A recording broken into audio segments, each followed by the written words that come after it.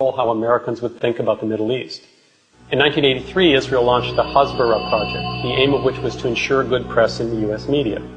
The goal was to train Israeli diplomats in communications and public relations. For example, they trained press officers in Israeli consulates in the U.S. to ensure that American journalists would write stories favorable to Israel. As one of these press officers said in the 1980s, he had breakfast, lunch, and dinner with journalists, and that a typical day would involve conversations with producers at leading news and TV talk shows about the content of the program. He described it as, in fact, quote, a joint formulation of ideas. This targeting of the American media goes on in the present day. The Israeli press office is spitting out press releases, statements, information all the time. So you could sit in a bureau in Jerusalem and file stories from there all the time without really having to have much imagination or have much energy or have much drive. The Palestine Authority press office is almost useless, and they certainly aren't providing you with ready-made stories the way the Israeli press office is. Because of the lack of access to Palestinian officials in the West Bank and the sophistication of Israel's PR techniques inside Israel, a lot of times the stories are already tilted in Israel's favor before they ever leave American journalists sitting in the area. When you're talking about how the story's covered from the U.S., the propaganda machine is even more effective than it is in Israel. American news coverage is influenced by a complex set of institutional relationships.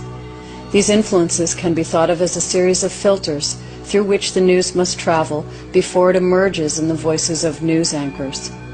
To understand how American news media report on the Middle East conflict, we need to understand how these institutional filters operate.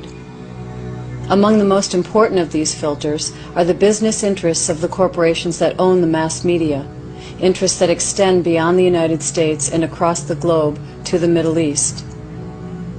The economic interests of media owners are shared by political elites, politicians and policymakers who form a second filter. These political elites have the power to access and influence mainstream media and are themselves part of a system dominated by corporate money and interests. The strategic importance of the Middle East to these two groups is reflected in media coverage of the region and of the Israeli-Palestinian conflict. A third filter, Israel's own public relations efforts, further affects the coverage. The government of Israel employs some of the largest American public relations firms as image consultants to coordinate its political and media campaigns. 9 Israeli consulates help implement these PR campaigns by developing relationships with journalists and monitoring media outlets. Scores of private American organizations, both Christian and Jewish, reiterate the official line and organize grassroots opposition to any coverage deemed unfavorable to Israel. The most important of these is AIPAC, the American Israeli Public Affairs Committee, widely regarded as the most powerful foreign lobby in Washington.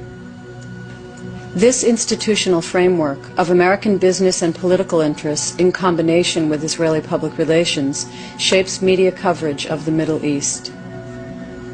At the same time, those progressive organizations opposing Israeli government policy, such as Jews Against the Occupation and Americans for Peace Now, rarely make it through these filters. Finally, if any news stories critical of Israeli policy do surface, there are a host of media watchdog groups that monitor and pressure journalists and media outlets, the most important of which is CAMERA. You have activist organizations from the right, the pro-Israeli right, that very effectively, they say monitor, I would say harass journalists and their editors and try to make sure that the coverage is objective, by which they mean pro-Israel. You can see all of the, kind of pressure groups who, write campaigns of letters to the editor against, news outlets and ask for, demand that stories be changed or that, that reporters be fired.